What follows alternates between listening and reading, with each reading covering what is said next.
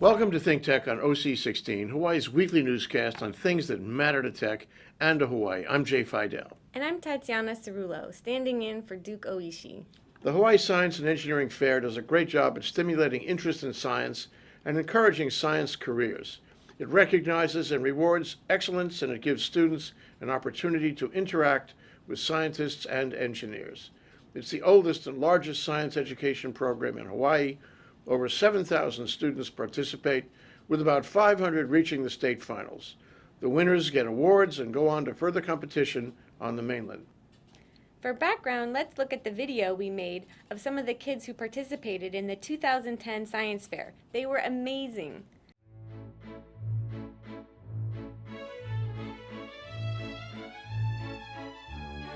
Hello, I'm Connie Liu. I'm from St. Andrew's Priory. My name is Megan Walsh. I'm from Kauai High School. My name is Malia Okotis, and I'm from Waikea High School. I'm Manu Tupper from Kamehameha Schools. My name is Nolan Kamitaki, and I'm from Waikea High School. Hi, my name is Kavena Warren. I am from the island of Kauai, and I go to Waimea Canyon Middle School. My project is on fertilizer runoff. My project is trying to improve Kauai's acidic soil, ultisol, through biochar. So I looked at a new type of genetic mutation and found recently in the human genome. I did my project on the foliar fungal endophytes inside of ohia trees. What do you think of the science fair? I think I was just looking through it yesterday, and I was like smiling to myself as I looked through the book because there's so many good projects here. What do you guys think of the science fair so far? It's amazing. It's great. I mean, we've done this for 4 years, and this is our last year, and I think this is the best one yet. I love science fair because I've done it in intermediate school. I did it into my freshman year, but I did it my sophomore year, and we're doing it together our junior year. And it's just great because you get to meet like all these people who are just like yourself and they're crazy about science. It's kind of intense because there's so much projects here, but it's just an honor to be able to come here and compete with all these other people. Great. What grade are you in? 6th. It's a lot of stress, a lot of putting stuff together. It's a lot of hard work. It's very difficult to, drag yourself to the lab when it's really nice outside.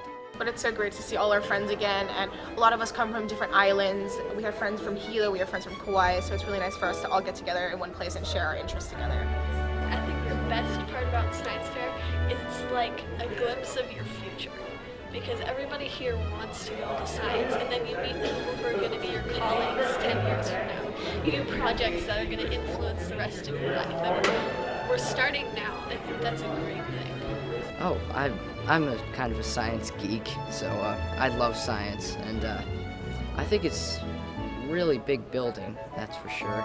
But there's so much diversity here. You can learn so much just by walking around and reading the titles. If you go in depth, I mean, you don't have to go to school. And what do you think of the science fair? I love the science fair. I've been doing it since the 7th grade, and so I'm back every year, back for more. Very cool. And what do you think of the science fair? I think Science Fair is cool.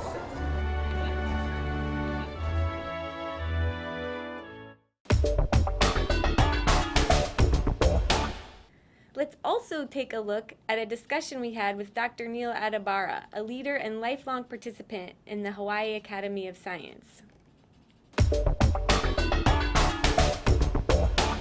Hawaii kids won some impressive awards last year. The $3,000 first place went to Nolan Kamitaki of Waikea High on gene dosage and expression in human lymphoblastoid cell lines. Got it? Got it. All right. The $1,500 second place went to Megan Kurohara and Hannah Rojeski of Hilo High on a new spin on green energy, increasing hydrogen evolution in a spirulina-derived photobiological system. Got it? I got it. The $500 fourth place award went to Malio Kotis of Waiakea High on diversity of foliar fungal endophytes in wild and cultured Metrosideros polymorpha, inferred from environmental PCR and ITS sequence data. Got that? I think. Then the fourth place Grand Team Award went to Michael Flynn and Taylor Nakamura of Maui High on muon detection at elevation. Got that? Yes. All right. If you didn't know it, the Hawaii Science Fair is presented by the Hawaii Academy of Science, organized in 1925 to promote scientific knowledge, education, and research in Hawaii and the Pacific. In our show tonight, we'll meet some of the science kids at Iolani School who will be participating in this year's science fair and who also participated in the recent Super Science Fair in Kyoto, Japan.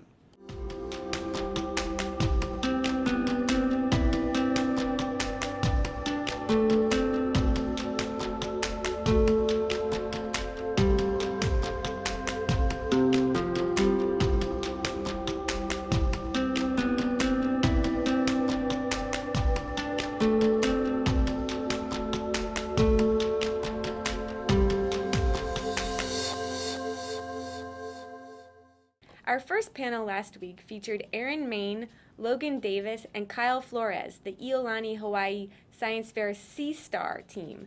They told us about their science fair project on Brazingid sea stars, with comments from the gallery, Neal Atebara, Logan's dad, Roger Davis, and Holly Lindsay, the science fair coordinator at Iolani. They told us about the technical aspects of their project, their involvement with the science fair, and their experiences in scientific research. They also talked about their career plans in science. Hello, my name is Farron Choi from Iolani School. My name is Bradley Woe from Iolani School. I'm Dr. Holly Lindsay. I'm the Science Fair Coordinator at Iolani School. I'm Neal Atebara. I'm representing the Hawaii Academy of Science. I'm Roger Davis. I'm the parent of this young gentleman here. Okay, now we have our presenters. I am Logan Davis, also from Iolani School. I'm Aaron Main from Iolani School. I'm Kyle Flores from Iolani School. Okay, Kyle, we're going to have a science fair pretty soon, right? Yes, we are. When is it? It's coming up this next month already, so we are working hard to prepare for it. Okay, so what is it? Describe it to me. What's going to happen at the science fair? At the science fair, we prepare our projects in advance, and we make a poster board and a notebook, and we do some forms so we can enter. And then we go there, and we present our project to judges and other students who want to see it. You have a project, don't you?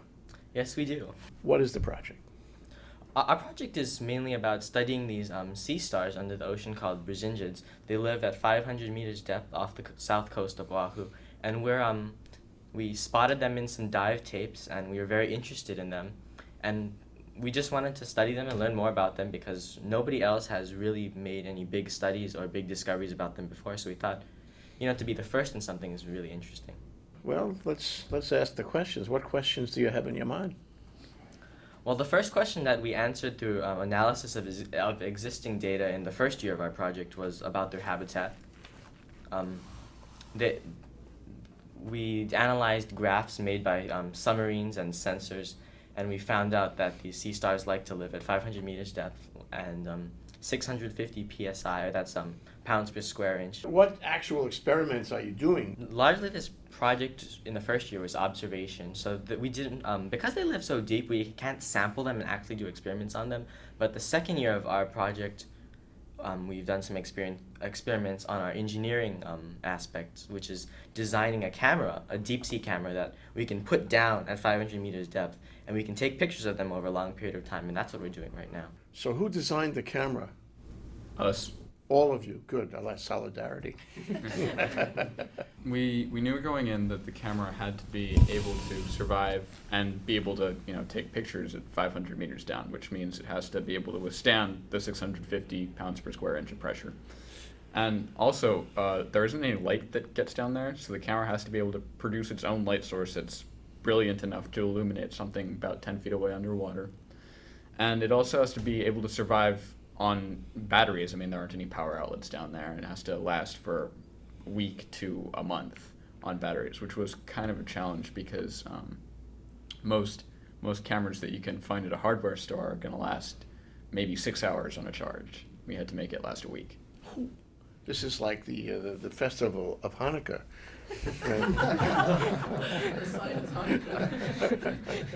So what did you do? Just go buy a Canon? Actually, yes. This is actually a Canon camera. Off of eBay, no doubt.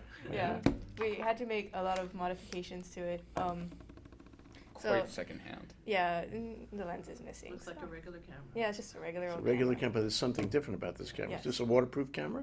No, Not at all. actually, not at all. It's Oh, just not at all. Okay. Yeah. Because you're going to make a housing for it. Ah. housing. Enter the housing. Yes. So this housing is rated to go around 750 meters. So Okay. it's past what we need. So it's pretty good. And it has a lens too. What so is that it's, thing anyway? What it's made out of? Or? Yeah, what did you do? Machine it in the back end of Well, Iolani? Actually, We don't have that kind of budget. Yeah, we don't have this kind of thing would cost like thousands of dollars, I Yeah, think, it's if we had to. So we actually got a donation from Dr. Brian Bingham, and he lent us this aluminum 6061, which is a type of aluminum housing, and has a lens, which is really convenient for it. So how do you open it? It just kind of screws off like a bottle. Okay. Just like that, yeah. Okay, and then and you get a watertight seal when you put it back in. Yeah, there's a O-ring that seals. Okay. Okay, so the question is, how do you keep that thing stable and pointing where you're supposed to point it? You have a mechanism, right? You don't just drop it down there. We actually have a pretty simple frame made cheaply out of PVC pipe, and this frame is kind of there's like a platform and there's these feet coming up, and there's a house or there's like a box that holds this guy in it, and it has feet on it, and the submarine would deploy that frame. The frame will just stick there, and it'll keep observing into one spot rather than like just dropping this down. So how can you tell that the box is pointed the right direction? Well, the way we were going to deploy it, actually, you don't just take a rope and throw it over the side of the boat because it might not end up in the place you want it to end up. So actually we got a volunteer out of HURL, the Hawaii Undersea Research Lab, who runs some submarines, namely the Pisces 4 and the Pisces 5, that go down looking for things off the south coast of Oahu. And they volunteered to take our frame down and point it at some sea stars. And so they can make sure. Now that's the big guns already. Yeah. You guys aren't kidding. That's serious business. So they're going to help you out. Yeah, they're going to help. That's fabulous. Neal Atebara was in the science fair when he was a kid, like you, which was 1912.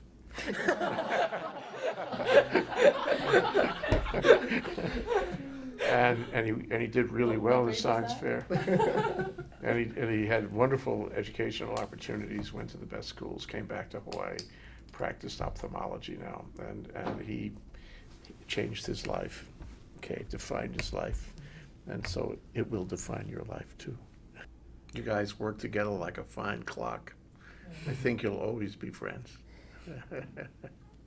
Thanks. Our second panel featured Farron Choi, Aaron Main, and Bradley Woe, who discussed their experience at the Iolani School Ritsumeikan School Super Science Fair in Kyoto, Japan. They described their project on artificial reefs from data taken on Atlantis submarines in dives off Waikiki. They told us about their fun experiences hosting the Japanese team in Hawaii, and then in participating in the fair in Kyoto. Our team of 5, we participated in the Ritsumeikan Super Science Fair held in Japan. It was an international science fair where like people from all over the world came to this one international science fair. And then our science project was the impacts of artificial reefs on the population density of marine organisms offshore of Waikiki. That's It's good. long. Sounds It's good. long. Yeah. And that was the title. Very good. You settled on that then. Okay. Yeah. All right, that was the title. Now, what did you do with it? So basically, Atlantis Submarines, so this company, they graciously allowed us to go on various dives. So we actually went down to, I think, up to at least 100 feet deep, and we basically videotaped and observed the various marine organisms that are living or residing around the artificial reefs. Well, it was an international science fair, and Iolani was one of 2 schools invited from Hawaii. The other was Waiakea from the Big Island. We know that school. That's Neal Atebara's school. That's right. Yeah. It's a great school. Well, we were invited by... Some say it's the Iolani of the Big Island. Yeah.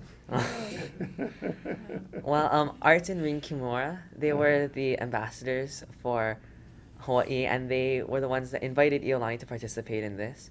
But other than the 2 of the schools in Hawaii, there was one other U.S. school from Chicago, and there were also 2 other schools from Guam. Oh, great. So there were quite a few schools from America. There were a few from Britain, a few from Australia, and then they had a wide variety of others from Kenya to the United Arab Emirates, Iran, Sri Lanka, India, Thailand, Vietnam, Russia, Singapore, China. Korea. Lots of schools. Wow. Yeah, so we got to meet a lot of different kinds of people. Oh, I'm sure you did.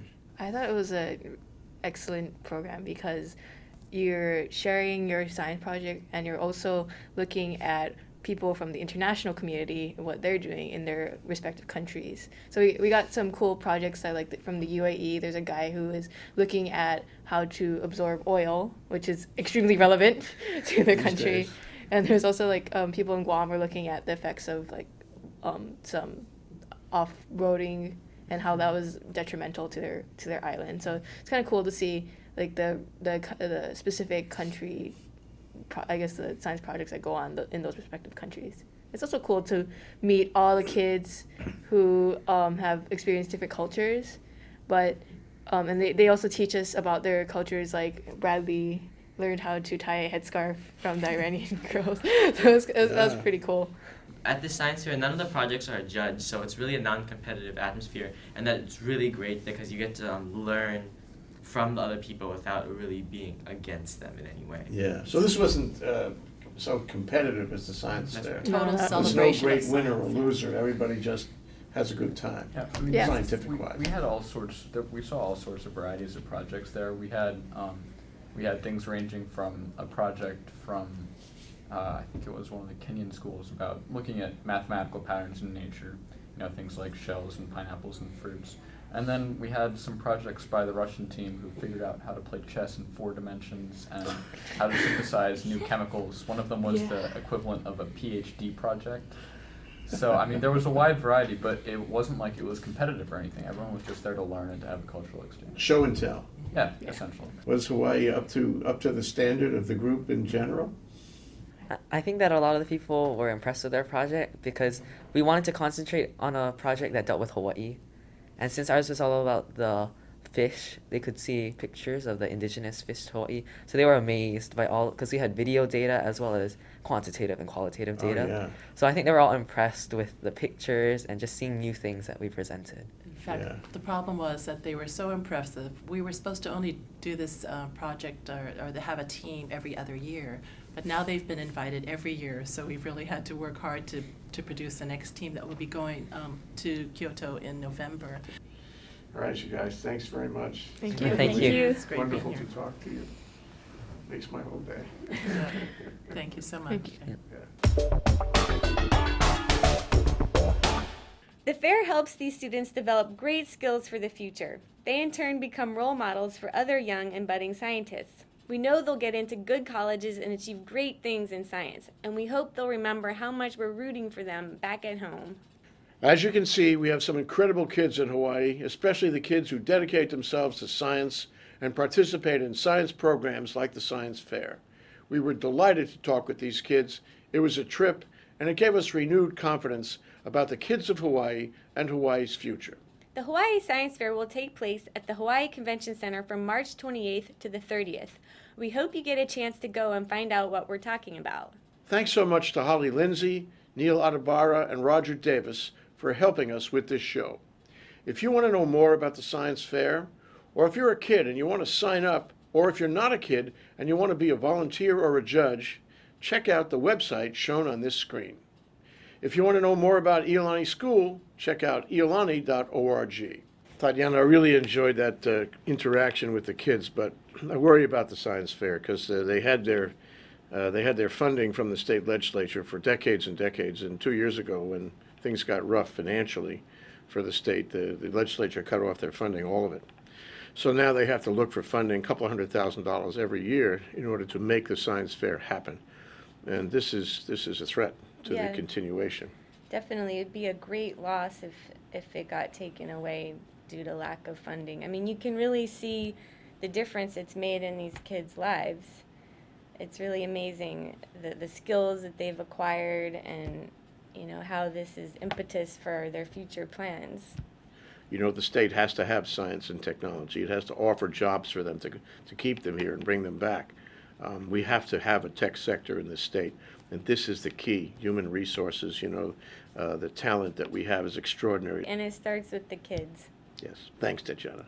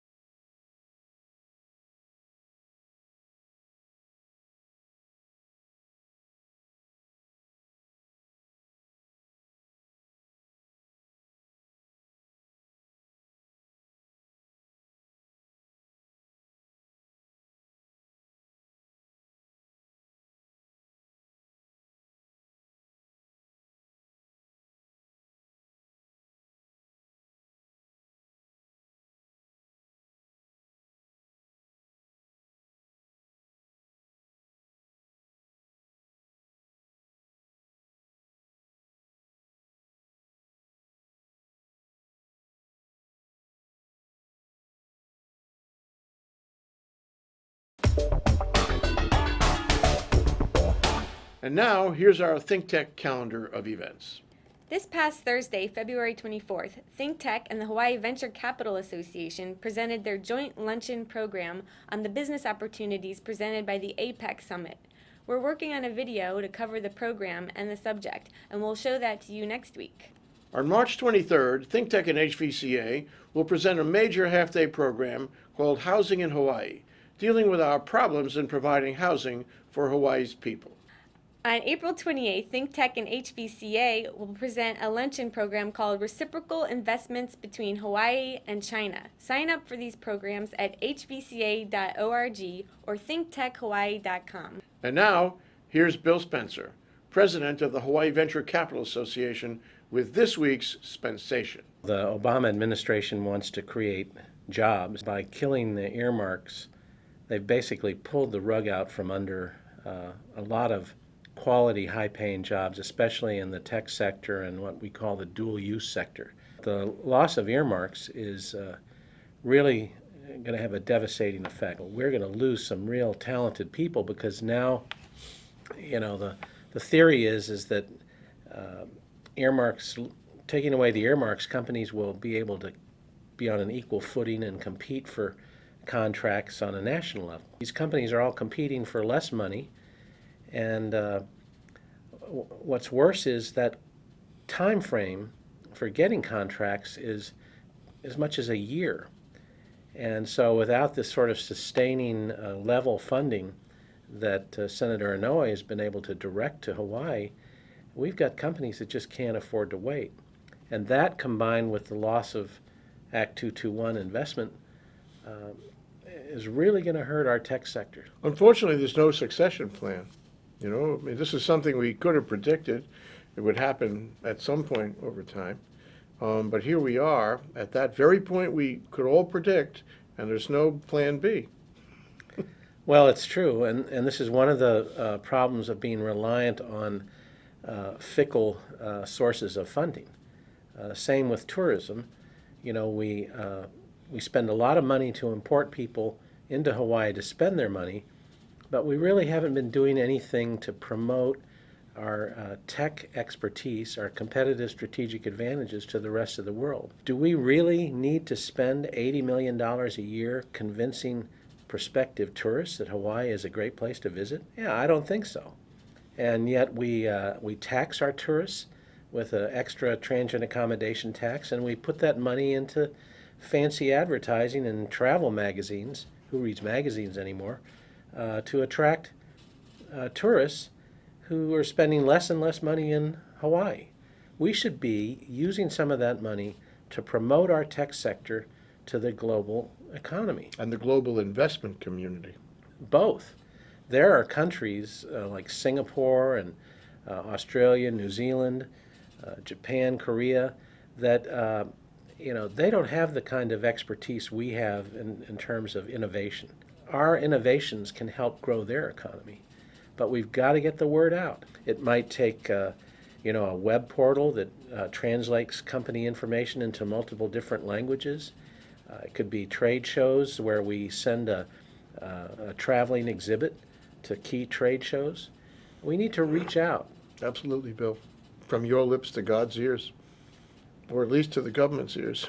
Let's hope so. Thanks, Bill. My pleasure. Aloha.